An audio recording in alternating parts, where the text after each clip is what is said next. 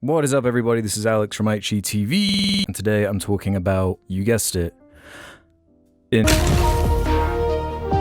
Season 4. I'm going to babble on about this for a little while, I think, going episode by episode, character by character. I'm someone who's read the entire comic, so none of this is really a surprise to me, and I'll do my best not to spoil anything from beyond the show, but this is a spoiler warning for the first 4 seasons. Top level, this is one of the strongest seasons so far, strangely having probably the worst episode in the whole show, but also one of the best, at least top 3. This section of the story was probably my favorite when I was reading it. Just couldn't put it down, utterly locked in. And I think all in all, they did a great job translating it. Because I was a little bit concerned about some of the bigger moments. One of the good things, one of the amazing things about Invincible as a story is that it's able to raise the stakes again and again and keeps escalating the scale to a degree where it's like you're flicking through those pages and all you're thinking is, how are they going to even adapt some of this? And we get a couple of those moments this season, and I am pretty happy, pretty thrilled with the job they're doing. I think the show broadly is better than the comic, with the comic only surpassing it artistically. Not that the art or animation is bad in the show. The show is definitely going for a more simplified, kind of almost Bruce Timm 90s style. There is an apples and oranges kind of unfair comparison when you see direct scenes contrasted against panels from the comic, which obviously have so much more detail put into every single page with the nature of what comics are. They're kind of like really fleshed out, detailed storyboards, which I guess is the argument as to why the animation bar shouldn't be slightly higher, and we'll get into the animation as it comes up, don't worry. I don't think it's quite as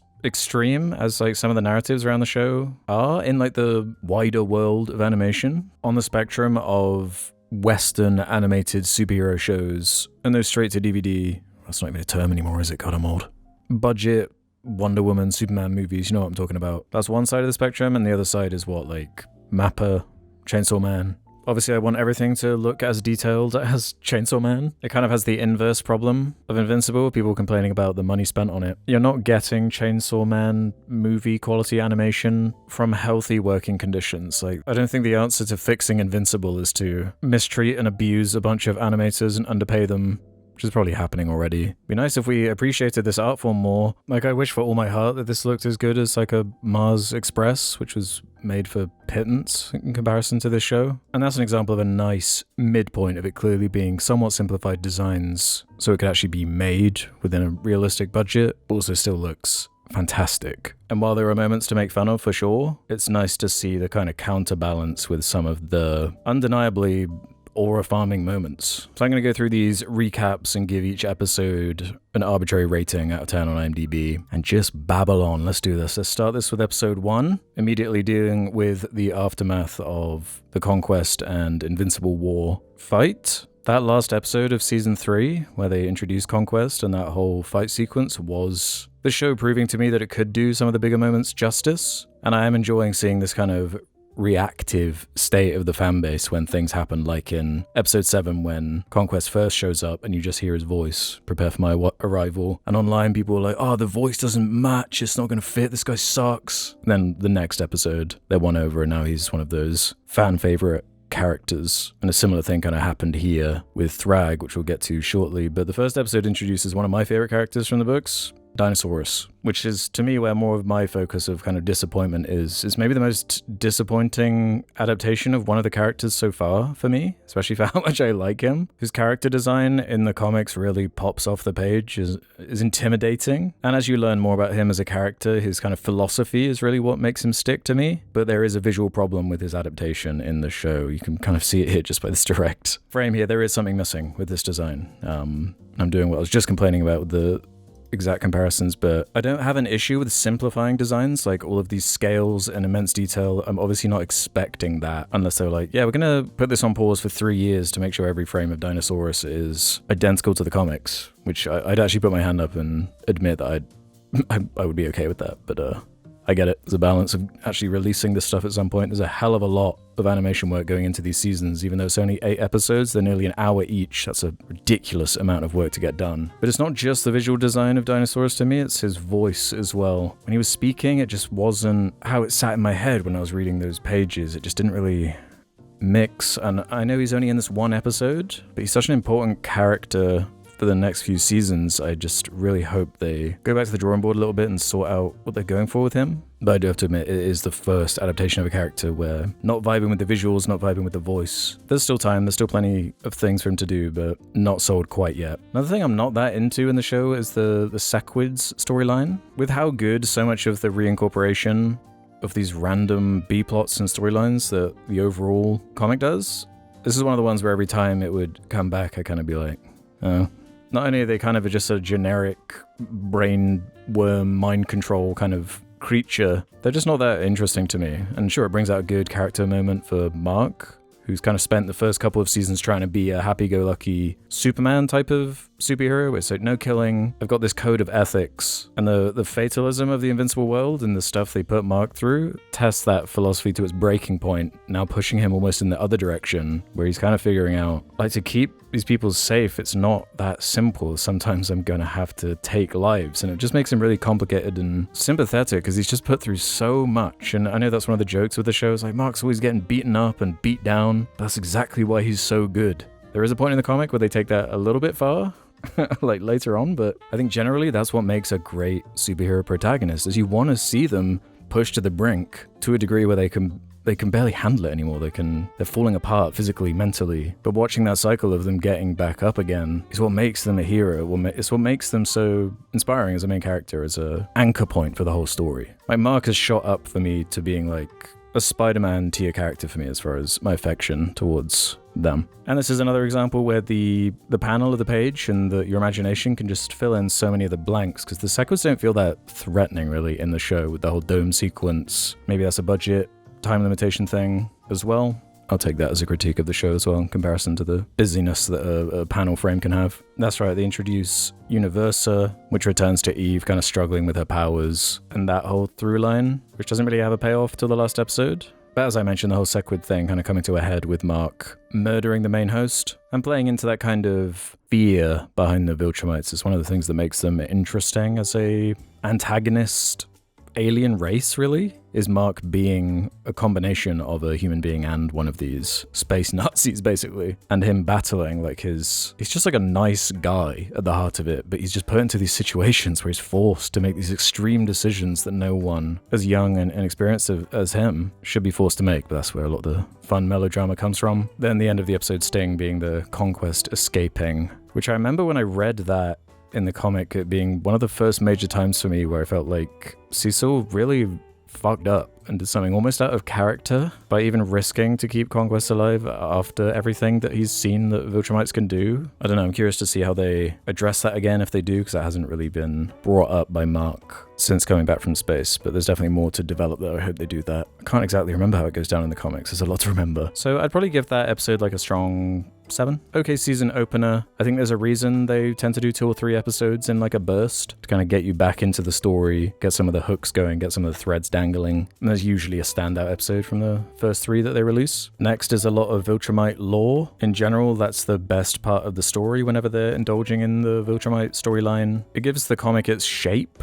with these recurring motifs of like different characters giving you new information dumps and context. I love the way they do that in the comic, with the amount of times throughout the run where they repeat a character position like this, with the now it's time for me to tell you where you really come from. It's not only by this point have we learned that the Viltrumite army is nowhere near as big and expansive as it was made out to be. They're actually kind of on their last legs with, what, 40 or so of them left. And seeing as we are about the halfway point of the story, kind of makes sense for just plotting wise for it to escalate to this degree with the Viltrumite War and the way that comes to a head and resolves. I think they might actually struggle next season to hit the same highs, but maybe there's some moments I'm forgetting. I don't know, there's still so much good stuff to come. So yeah, you get all the Viltrumite backstory stuff, explaining their goofy rule of murdering each other to eugenics their way into this super killer race. Kind of funny, kind of silly. I think generally how they balance the silly melodrama goofiness with the serious character moments is very well done. To be able to have characters like Alan the Alien, who's just like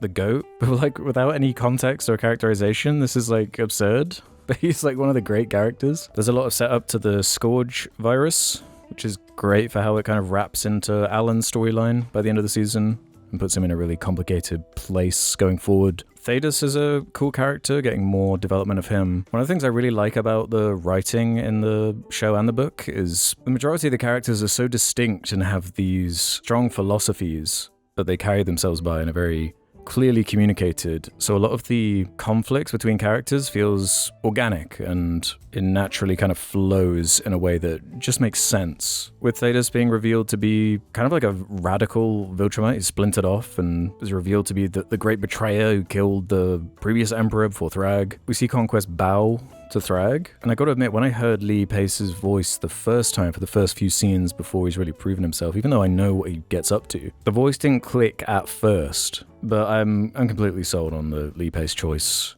by the end of the season. Everyone loves Conquest, but I think Thrag is a way more interesting, less one-note character than Conquest. Like, I love what he adds to the show, but he only really needed to be in a couple of sequences where Thrag is way more imposing, this utterly unstoppable force that no one can really do anything about. Puts so many characters into such a bind that I really like the drama that comes from that. And seeing a character like Conquest bowing to him implies a lot in and of itself, which is kind of scary as a concept. Really solid episode, I'd give that like a 9. The season kind of dips here for episode 3 and 4. I get that for the pacing of it, they don't want it to always be just this constant spacefaring, super scale, galaxy, all-encompassing threat. They sometimes want to have the more like neighborhood Spider-Man type vibe, returning to the Machine Head character and Mr. Liu, who kind of like the Sequids. I just not really into this storyline. Feels kind of like a parody of like a Batman Black Mask kind of war and crime family stuff, which I can deal with in a certain degree, but it just feels kind of unimportant when contrasted. And it was this episode where the bad animation memes started kind of catching on a bit more for this season,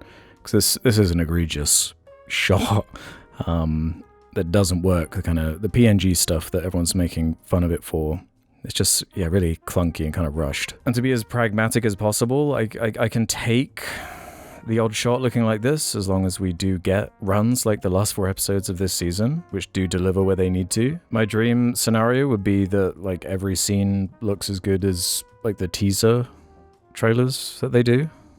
Like that, I wish the dialogue scenes were animated with this much kind of flair and energy. Because yeah, this is rough, and it's just accentuated by it being an angle of the story that's just not as interesting, or just feels like, yeah, this is being reincorporated, but I don't really see why. It serves some of the main characters. That's right, it goes to the Flaxen invasion again, a reincorporation that winds up being one of my favorites by the end of the comic run. This is where Robot and Monster Girl gets stuck in the different dimension and kind of locked away. I can't wait to see how they adapt that stuff, because I thought that was an incredible arc. Robot's one of the best characters, I think. It's a shame they had to recast him. And that's one of the narratives. There's a lot of the equation, I guess, that, man, if they just weren't hiring Jeffrey Dean Morgan and Lee Pace, then it wouldn't look like this. I think it's probably a bit more complicated than that. And I think the casting generally is one of the things that holds up the drama of the show. Like the voice acting for the main cast is fucking incredible. Like Sandra Oh in particular, like her performance during this sequence it's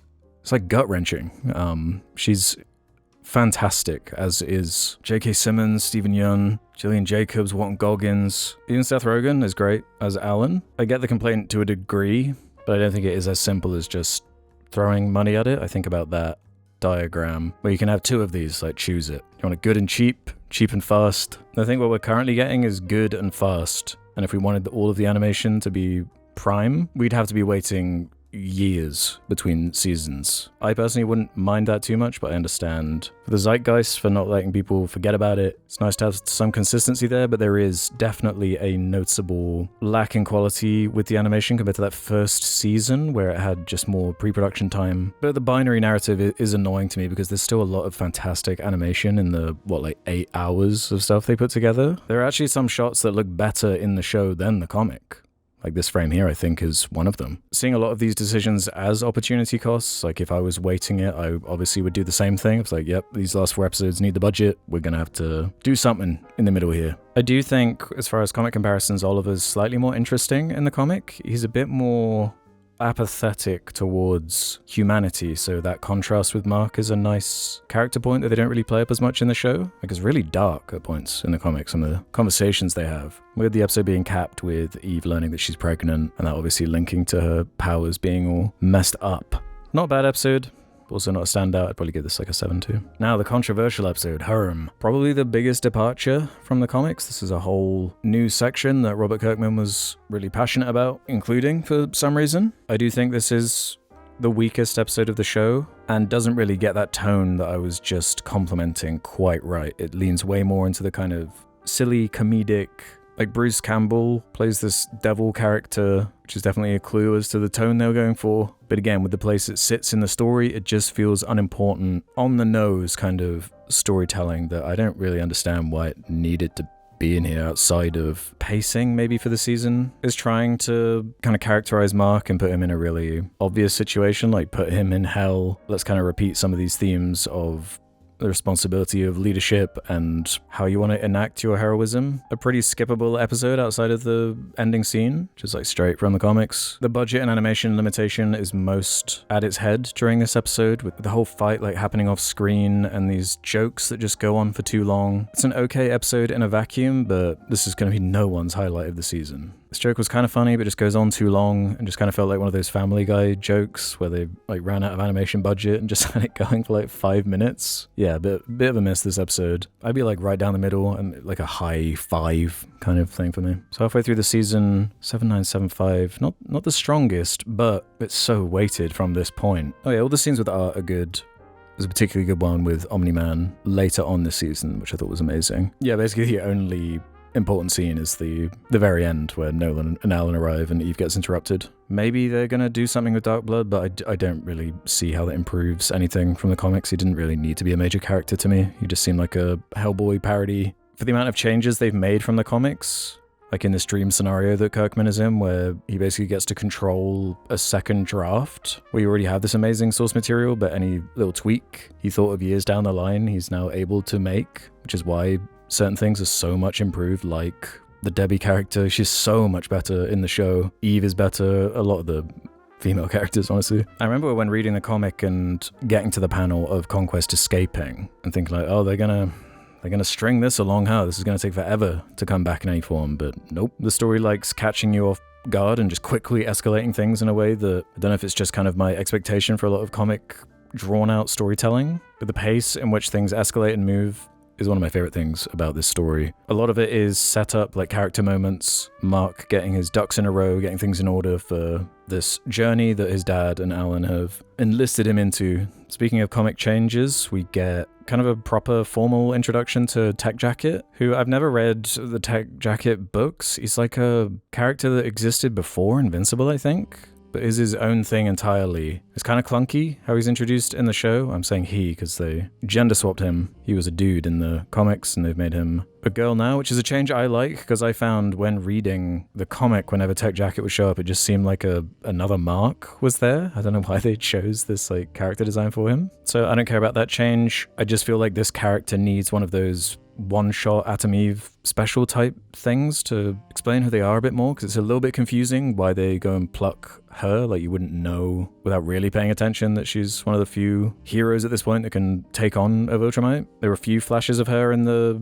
Invincible War, I think, but there's like no focus put on it. It's more of a blink and you miss it type thing. An okay character leans a bit more into the "it's right behind me, isn't it? That sucked" kind of archetype. But she's got some good scenes with Alan. And without her, the group is like so dour and serious. It's nice that her and Oliver have a bit more of a peppy thing going on. And it pretty much immediately escalates to the ambush with Conquest and the two other Viltrumites, with the last sequence being a rematch with Conquest, which, going back to these comic changes and comparisons, I think it's not quite as bloody, I don't think, as the book, but it's certainly more viscerally kind of uncomfortable. The mixture of the sound design and the vocal performances as Mark is like being gutted slowly by him. Extremely effective sequence of basically body horror and gruesome gore. It is explained a little bit better in the books, but Conquest is out of breath in a way that's just communicated a bit clearer so Mark can exploit that. Loads of great close-up face animation,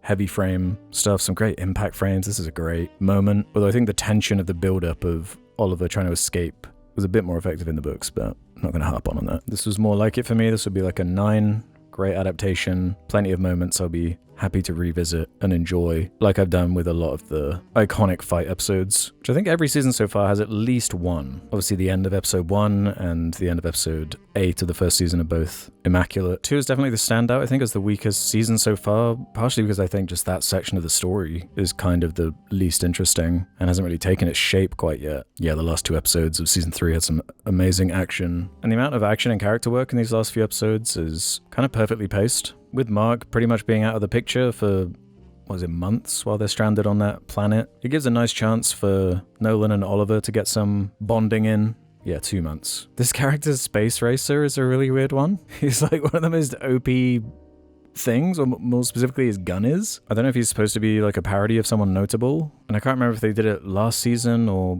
because he's introduced in Nolan's books, I think. But his kind of quirk of not being able to fire it that often because nothing stops it, like the laser will just go on infinitely in whatever direction it's fired. They need to accentuate that a bit more, but otherwise he's kind of a weird, fun character. When Invincible gets weird, some of the better stuff, like this collection of characters, again without context, is so strange. Like Alan is so hilariously ripped at this point. And we haven't even got to the best stuff with Battle Beast yet. Another weird, fun character who just goes from this really random, like, henchman who just sticks around in a crazy way. That's right, Teleska is attacked. That's right, and the whole mole payoff that's been building a little bit. That's right, and that's how everything gets into place for them to learn that all the Viltrumites are going back to Viltrum. So now's their chance to attack while the iron's hot and end this thing once and for all. While it's not as action-packed, there's loads of great character moments, and I think I'd give this a 9 too. Right, nearly done here. This has gone on way longer than I thought, but I don't know. I really like Invincible, okay? Episode 7, using that impact frame that goes extremely hard. Yeah, what a moment. So this was an adaptation of a moment I was nervous about, because the pages specifically of Viltrum being destroyed, them flying through a planet and blowing it up, was so impactful on the page. I wasn't sure how they were going to adapt it, and I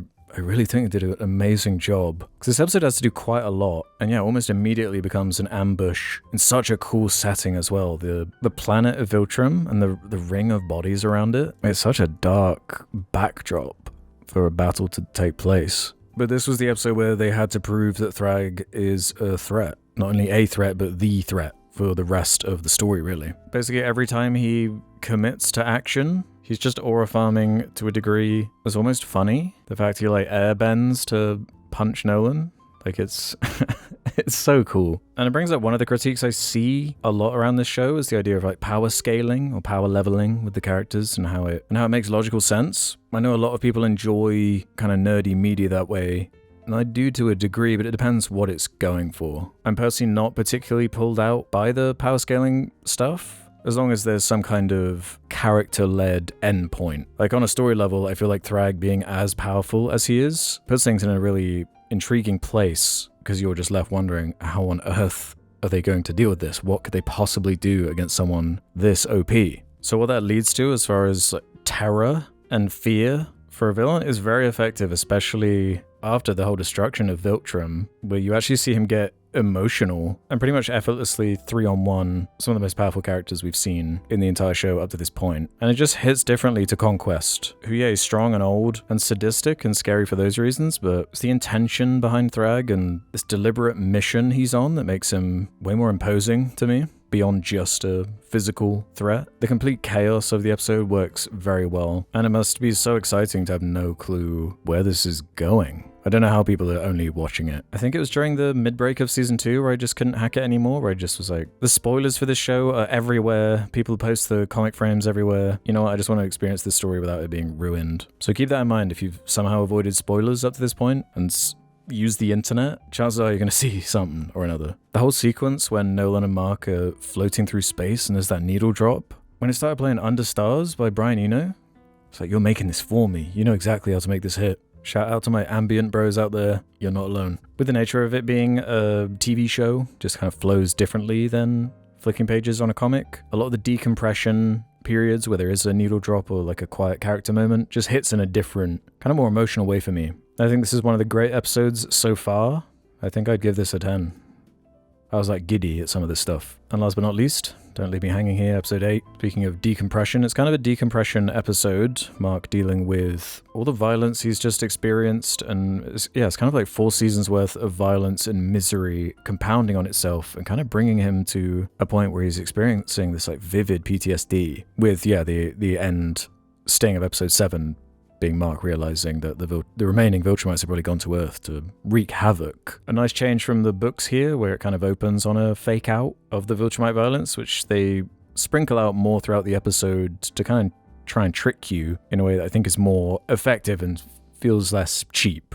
Feels more like it's treating Mark as a character instead of just trying to be sensational and trick you. Loads of great character moments, and the interaction between Nolan and Cecil at the crater was amazing. Loads of great dialogue. The Debbie and Paul stuff feels a little bit rushed over. I know they've been away for months, and it just would have been bizarre to cut to a B plot during all of this stuff that was happening in space. It just would not have worked. But when you do have an episode like Hurm in there, maybe that would have been the space to have a bit of development on this relationship, because it was really nice the way it was going. And even just one well-written conversation of them kind of addressing that maybe there's not a future to them would make it feel like less of a, oh, that happened all off screen. But not the end of the world. There's a few other changes that happened while Mark was gone. I was super curious how they were going to do the like Eve gaining weight thing, which has been tastefully done so far. And I just feel like their bond is just a lot stronger in the show than what I felt in the comics. Another example of the voice acting just being so top tier that's really able to sell some of the quieter, more personal scenes that aren't just about gods punching each other really hard. With the major kind of payoff and hook and tease being Thrag actually showing himself and revealing this really psychologically disturbing kind of twisted plan that, you know what, you destroyed my planet, I'm coming here now, we're going to integrate, we're going to hide. I'm proposing this as a deal to you, but if you don't accept the deal, we're just going to destroy this entire planet, so you have to agree. Which is kind of a clever twist, not only to keep the story going, but it also makes sense from what we've learned and seen of Thrag. Like his priority, the only reason he left Mark and Nolan alive is because he does have this deep care for Viltrumites, and he wants there to be more of them. It's like his whole goal. He's basically groomed from birth for that to be his mission. I've said it a few times already, but Stephen Yeun's vocal kind of discomfort during that scene is so well done, all the way down to his smallest whimpers and loudest screams. He is Mark. Like, it's just such good casting. And Lee Pace he's terrifying as Thrag. We had the final tease of the season being Thaddeus giving Alan a message explaining that a perfected Scourge virus has been stored away and that he wants Alan to release it, even if it risks killing everyone on Earth, really. Putting Alan in a bind as a character, and I remember this section of the story having some cool moments. I'm looking forward to seeing where they move with that, but I think that's a nice last episode. Doesn't have any big fights or set pieces, but not every episode has to. You need the character work in there for the violence and fights to mean anything. So I think this would be a really strong 9 as well. So if we kind of look over that, we can see whole lot of 9s, 110, 1-5, but overall a really solid, strong season. I'm still excited about the show. I'm still excited to see the adaptations continue. If it can keep up to this quality, even with the odd funky shot, I think with time it will go down as one of the greats as far as superhero shows and adaptations. By the time this wraps up around season 7 or 8, it'll be such a satisfying experience to go through the whole thing. Sure, I got my complaints here and there. I'm hearing what people are saying about the animation at points. I really wish they would do something about that. We've already got another season greenlit. I think a lot of the work's already done on it, but that's easily my biggest critique. And anytime there is kind of weaker animation or a frame that just holds with like no animation, it's just like a panning PNG, that is when the plotting, the writing, these vocal performances have to hold it up. But just to reiterate, I just don't think it's as extreme as many are making out with the... It's kind of like clip chimping, where they download episodes and they go through trying to find the most embarrassing stuff they can. And yeah, make fun of the dragon shot is stupid. But you know, we also got loads of great shit, which is straight from the comics. So if you haven't guessed by this point, I very much enjoyed this season. Has some of the high points of the entire show in it. I'm sure they're spending a lot of money on it, but the only thing that does kind of bug me is like, you look up, what was that awful... Yeah, this is it, Samaritan. It was like an Amazon Prime Sylvester Stallone superhero vehicle, which apparently had a budget of $100 million.